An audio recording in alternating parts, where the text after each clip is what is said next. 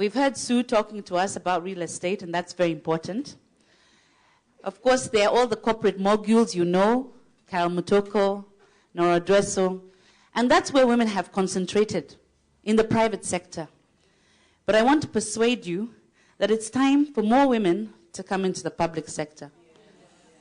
And I'm going to give you some very good reasons.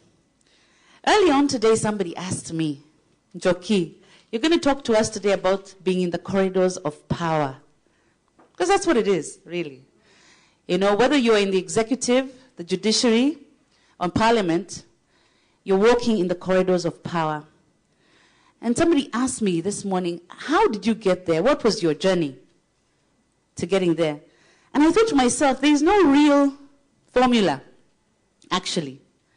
If I think back in my own life, actually I had a very adventurous kind of life. You know, my working life, if you look at it, is full of experiments, sort of going in a particular direction. I knew, though, that I had a gut conviction, here, deep down in my gut, that I had to do something for women. And that came from my history. As a young girl, I was first born in a family, and I come from what would be called a very privileged background in Kenya. I grew up in Karen. My parents moved there in 1969 when it was still a forest. And we had neighbors. On this side was Lady Harrigan. And on the other side was Lady Twining. And there were no black Africans for miles. And we lived in Karen. And everyone says, oh, you lived in Karen. You must have had a really good life. But actually, there was domestic violence, and a lot of it, in our house. And often, my father would come home, having drank a substantial amount of alcohol. He would come very violently. In fact, we never used to sleep until my dad came home. Because the way he drove his car, we would be able to know whether he has drank or not drank. If he comes with his car revving, then we had a plan, all of us. The younger kids would go into one bedroom. I would go to my mom's bedroom and make sure that the keys are not in the lock so that my dad cannot lock her in the bedroom. And then we would not sleep until first he came in, he would eat, and then he would decide whether or not he's going to beat my mom. And then we'd have to run out so that we can prevent him. And, you know, it was just a constant cycle. Many times, we were all thrown out of the house. And my mom used to keep cows. So we used to go and sleep with the cows. So actually, we got to a stage where we'd even put blankets. There's a place. Because you knew that it could happen, so that we could have blankets, and my mom would put milk. And then in the morning, we would get up, and the door is opened. And then we go and put on our uniforms to Loreto Convent, Musangari, and all the posh schools, and go to school. But something struck me. Because living like that in Karen, what was the difference between my mother and her children, and a woman in Kibera, and a woman in Korogosho, and women who have no money? So actually, violence against women cuts through class. There is no poor or rich woman when it comes to these problems. And for me, it stuck here. So in whatever I did, I thought to myself, I know I need to do something about this problem one day. But that did not prevent me from also having an adventure.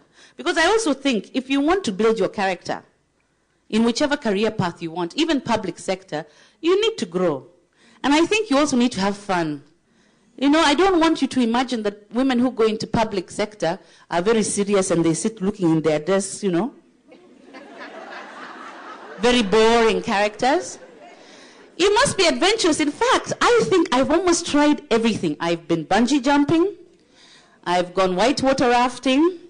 I've done go-karting, for those of you who know how to do that. In fact, the only thing I haven't done yet is skydiving and safari rally. And I'm still planning to. Because I think having fun gives you balance.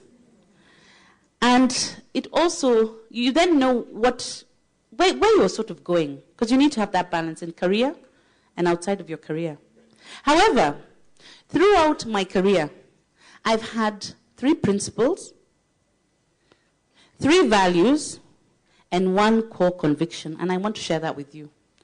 My 3 principles are as follows, and I think that these are important for a successful career.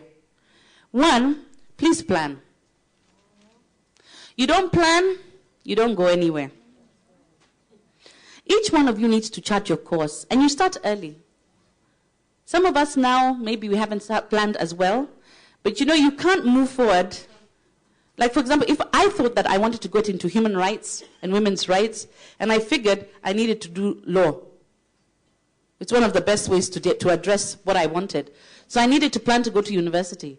Then I needed to plan. So all these things are planning. Nothing sort of comes just on its own. So planning is very important. The other thing, I call these my 3 Ps, my 3 principles. The first is planning. The second thing is passion. Don't ever do something you don't have passion for. If you don't like blood, please don't become a doctor or plan to become one. If you're afraid of heights, piloting is not for you.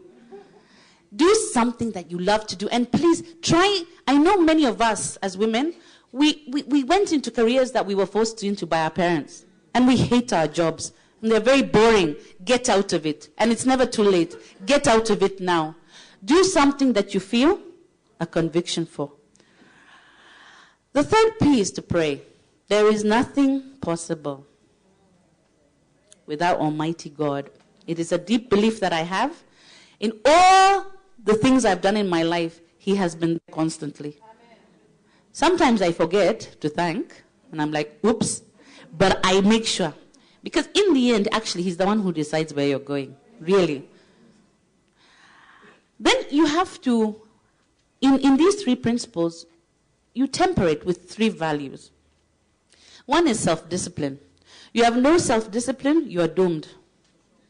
Self-discipline in many things. In things that are moral, in things that are professional. Unless you're able to tell yourself this is right and this is wrong, then again, I'm afraid you will fail. The other value is that you need to have service to others. It can't be about me, me, me, me, me. Sometimes it has to be about us, and it has to be about we. Help the sister next to you, and your other sister will help you. You know, I like this sister talk. You know, I come from the tribe of women. You know, in Kenya, we like talking about tribes. Mine is the female tribe. And I like to do service to others, and especially to my sisters. I like the we movement. Thirdly, and this is a value which I feel is important, is we need to use our brain power, not our bottom power. The late Professor Wangari Maathai taught me something when I was in Parliament. She even wrote about it in her book.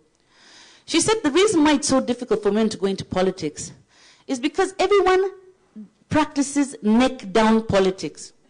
They're always looking at what you have from the neck down and not what you have from the neck up. And women who go into politics or into any career, if you think you're going to use neck down, then nothing that you do and nothing that you own will be yours. Your financial, professional, and economic success must come from the neck up, never from the neck down. You go and buy a beautiful house like Sue is telling us here, let it be your money, girl. If it's his money, it's not your house. It's not your house. And really take that seriously. I think, a lot of people say, oh, well, sometimes bottom power works. It never works. It never works. Walking the corridors of power. What is political office about? It's about political power. What is power about? Power is about influence, and it's about benefits. If you cannot influence, you don't benefit. So it is the people with power who have privilege.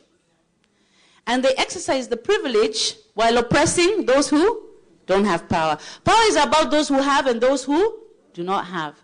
If you look at history, and some of this history still remains true, our history shows us that those people who had power were white, westernized, wealthy, male, healthy, educated. Right on the other side was, if you're black, if you're an African, if you're poor, if you're a person with disabilities, if you're uninformed, and if you're an African female, you're right at the bottom of the barrel. And those are the power dynamics. And those of us who are struggling with women's rights, and we talk about gender equality, we're not actually telling our male counterparts we want the power. We just want to share it. In Kenya, we are familiar with power sharing arrangements. So first of all, we demand to share power because it's our right as citizens, and we are 52% of the population. But let me tell you why else we must be in a place of influence and a place where we can benefit. First of all, men and women are equal, but we're different. Whether you talk about menstruation, maternity, menopause, there are things that affect us that do not affect them. And therefore, they cannot make decisions on those things. Similarly, we would not want to make decisions on things that affect them, but don't affect us. And this is a very important thing, because that's why some of our policies are upside down. Just think about it. Look at family planning. Family planning has been crafted so that it is women who take contraceptives. Yet, when a woman is pregnant, she cannot get pregnant for 9 more months. But the man who made her pregnant can make her pregnant every day of those 9 months. Who should be on the pill? But then, who then decides who goes on the pill?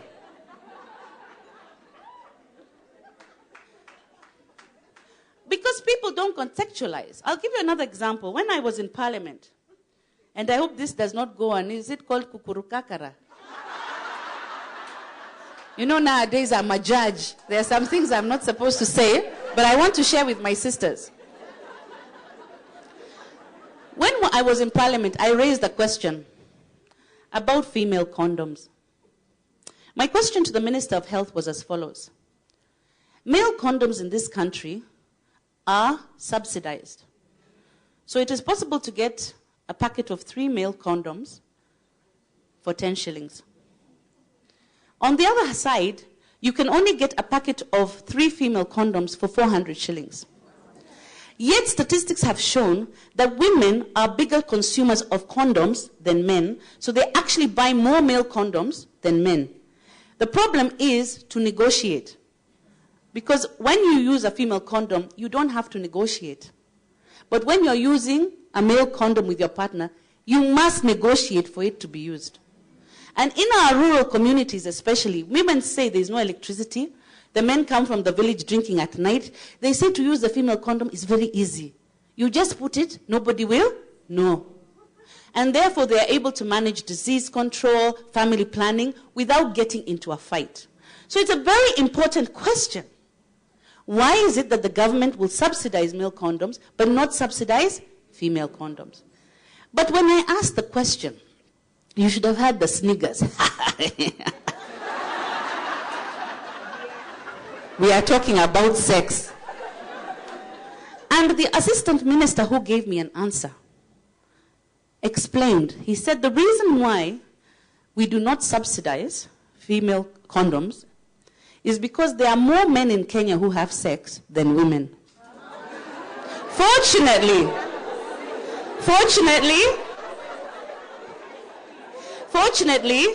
order.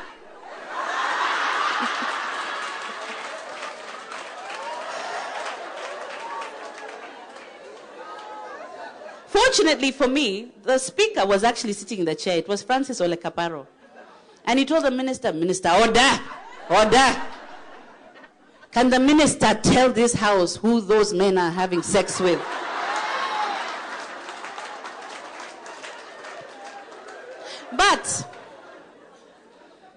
The issue is still unresolved.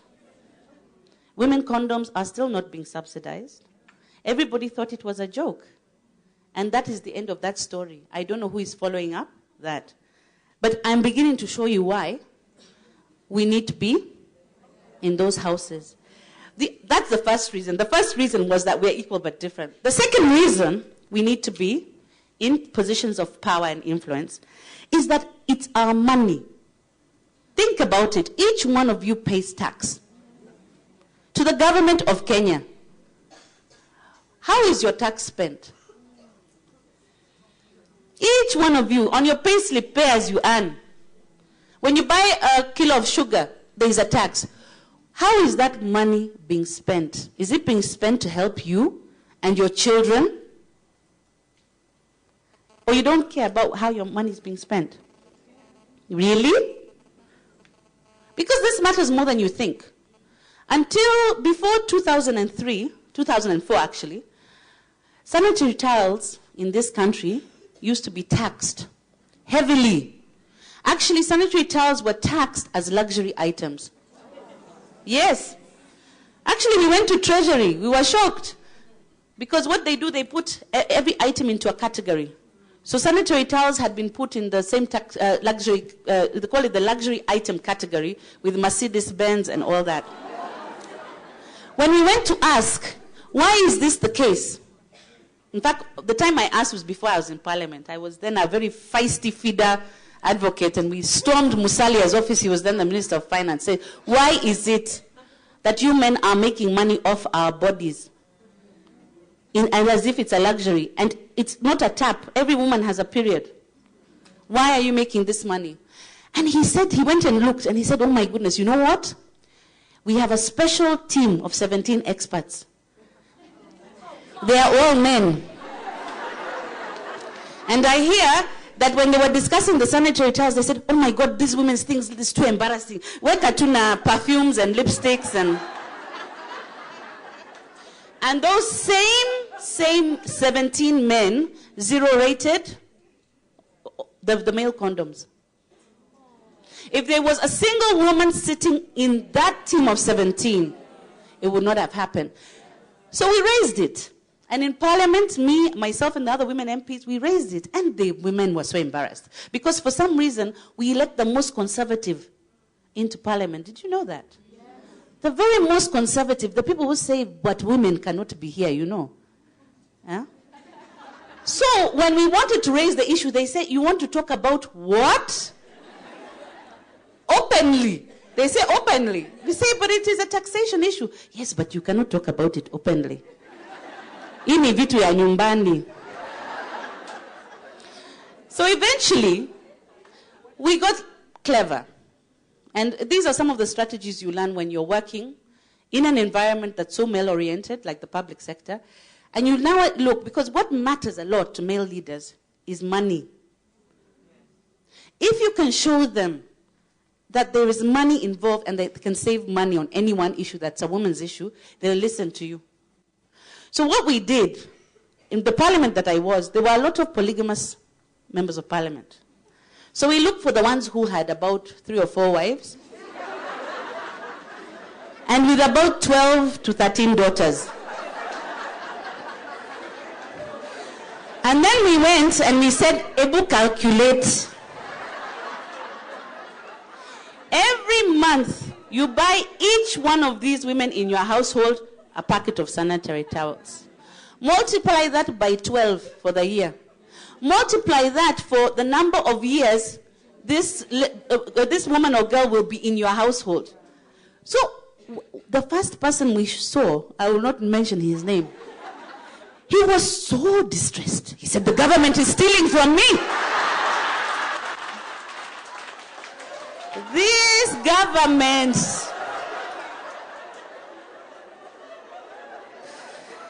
needless to say, within the next 6 months, the government zero-rated the sanitary towels.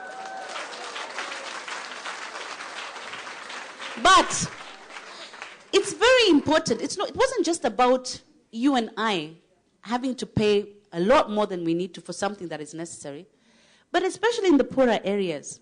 Girls used to drop out of school, did not used to sit in the exams, because they cannot go and sit the exams on the day they're having their period. They couldn't afford the sanitary towel. And then what happens in 20 years' time, you find that the workforce of women is much lower because girls did not finish school. So it's a big issue. So when I say you need to look after your money, it is bigger than you think. And when I tell you then you need to come into political and public office, it's a good reason. But thirdly, it's about responsible financial management and prudence, as the Treasury mandarins would tell us. If you read the World Bank studies, they will show you that we spend a lot of money in what we call treatment, in emergency treatment, emergency care treatment. If you look at our health budget, a huge percentage of that budget goes into emergency care. If you go every weekend, end of month, what are the biggest cases in emergency? No, they're not. The biggest cases are domestic violence cases and sexual violence cases. That's what emergency normally handles. If we could put more money into prevention, if we can have stricter laws, then we save that money and put it into childcare or something else. So also it's about your taxes and how you're managing your taxes. And that's why I want to persuade you to come into public life. It's not easy though, let me assure you. It's not easy at all. In fact, when I first went to Parliament, I had to develop a thick skin. I got a shock of my life, actually. When I first went into Parliament, I felt as if I was in a secondary school for boys. No, do you know that feeling? Huh? You're just a few girls, and then there are all these boys, and there's a lot of testosterone. Eh? Guys are going,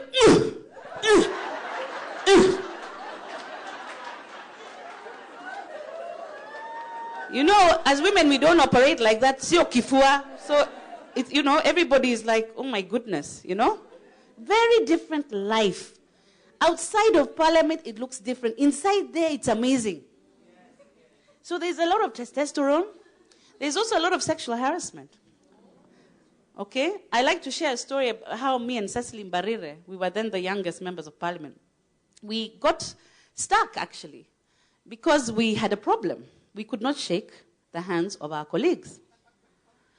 Because initially when we went there, you would shake the hand of a colleague, and then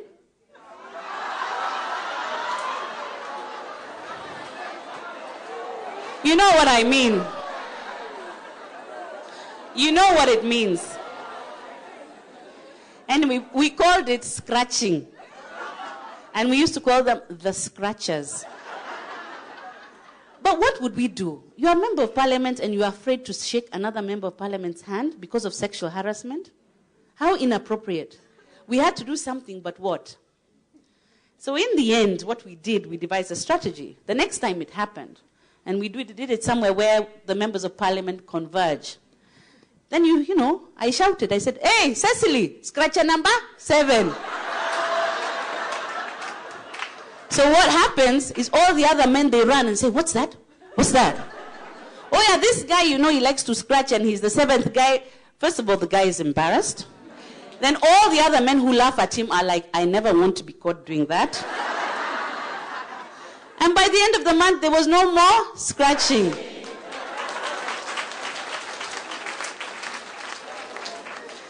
So it was a difficult place. The toilets, there were no toilets for women. We had nowhere to put our handbags. We had only one toilet we were sharing, 18 women when I got there. There was a toilet inside the chamber. What happens in Parliament when you're voting? The doors are locked. So there's only one toilet in the chamber. If you go to that chamber, it's unisex. So it doesn't matter if it's that time of the month. You're locked in a chamber for 3 hours because of voting. What can you do? It was the most unfriendly. In fact, the other day I went to see the new chamber to inspect. Now I see it is friendlier. There are enough toilets. There are toilets that can allow women such facilities. So it's very improved. But that time, it was not. And there was... Anyway, it was a very interesting place to work. But you also had to hone your skills. If you're coming into this life, the public sector, it's a man's world. You also have to hone your skills as to negotiating. Negotiating with the other side. it can be very challenging. Already I've told you some of the strategies that we have used. But you have to, because if you imagine that these are people who don't experience some of the things we experience. They don't experience, for example, childbirth, and their sense of how looking after a small child, they don't understand that that's what women do. So how do you expect them to make policy? How do you expect them to make policy if the majority of men are not the ones who are rape victims? So then how do you persuade them? Because persuasion is key. My own experience in the sexual offences bill was that I had to do a lot of, first of all, background work, statistics. What are the criminal statistics? What are the medical statistics? How much does it cost? Because that's always something that men will be interested in. Male leaders look and say, how much are we going to be saving some money? Then you have to deal with what I call male fear, which is very real. And sometimes it's very irrational. You've seen it. Huh? Women, they want more seats. Why? Why? What are they coming to do here? And it's not something that they think about. And you've seen it even socially. You know, people see women gathering somewhere, they say, what are those women doing there? What are they talking about? So how do you address the fear? It's very real. And you know, you have to learn, I think, and I did, how to approach. So I did what I needed to do, especially in the sexual offences bill. For those members of parliament who are older, I used to go and say, Baba, you know. I even bow my head. If they are from Maasai land, you have to be blessed. You talk in low tones. You talk about children. You make sure you contextualize, because I found that if you use threatening language, it works against what you're trying to do. It's the same way our mothers tell us that we work in our homes. When you want something, what do? You don't shout. And this is something that I learned. It was very interesting. But still, I had some very difficult times, because at the time the bill was coming to the floor of the House, I had a very strong opposition to the bill. And most of the members of parliament opposing the bill were doctors, lawyers, professionals. At the same time in South Africa, Zuma had been charged with rape.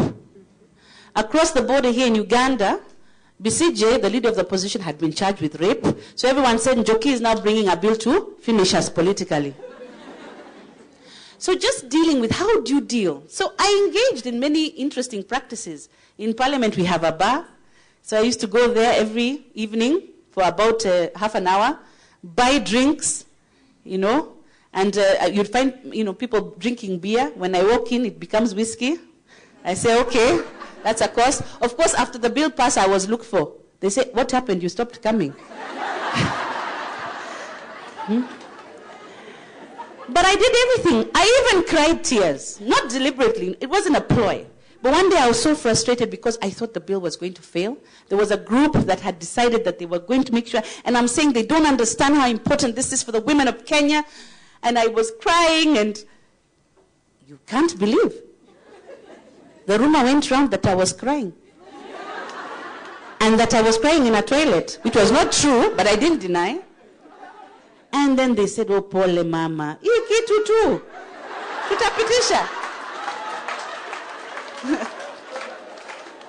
So actually, it's okay to be a woman. And it's also okay to be soft. And it's okay to be emotional. You know, we always told, don't be emotional. Actually, it works. We can be emotional when we feel so passionate. But I want to tell you something. I know the time is not on our side, so I won't go into much more. But to say this,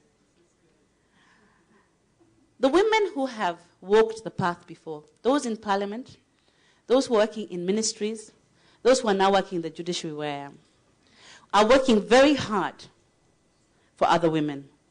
And they have left legacies. In the parliament where I was just the other day, look what we achieved. We were able to zero rate taxation on sanitary towels. We were able to pass the Sexual Offences Act. We were able to get the government to bring in the Women's Fund, 3 billion to support women enterprises. We're able to persuade the government to bring in the Youth Fund, 3 billion going to young people. Half of that fund must go to young women. Yeah. We were able to bring the maternity leave and the paternity leave. We were able, and this is something many, many women don't know, we were able to bring changes to the Employment Act that now state that every company has to have a compulsory sexual harassment policy, which they must put up on the wall. So if any of you work somewhere where that policy does not exist, please let me know. Because it is the law, so that women can now work free of threats of sexual violence in any way. There is also the Public Officer Ethics Act. Sexual harassment is a crime. It's an offense under the Public Officer Ethics Act. The next time you walk into a public office, and then the public officer tells you, you do me, I do you, report him.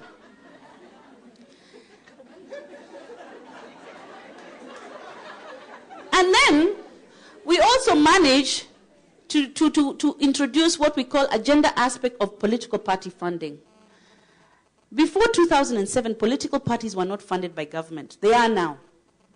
But we had to make sure that before government gives political parties money, each of those political parties, in their national executive committees, they have to have 1/3 women. If they don't have the 1/3 women, they don't get the money. And a lot of people had ignored it. But then when the deadline came close, I don't know if you remember, at the end of, I think 2008, if I'm not sure, December, all political parties were looking for women because they needed the money. So I hope that I've shared some interesting things with you, including how you tie public money to the issue of women's rights. But just to say this, every woman must leave a legacy. Whether you're in private sector or public sector, you have to ask yourself, what is your legacy? For me, and I told Njoki Ndungu this when she interviewed me, I said that on my gravestone, I would like it to be written that I left Kenya a safer place for women. What about each one of you? Each one of you, please do leave the Kenyan women and yourself, leave this country with something to be proud of. Thank you.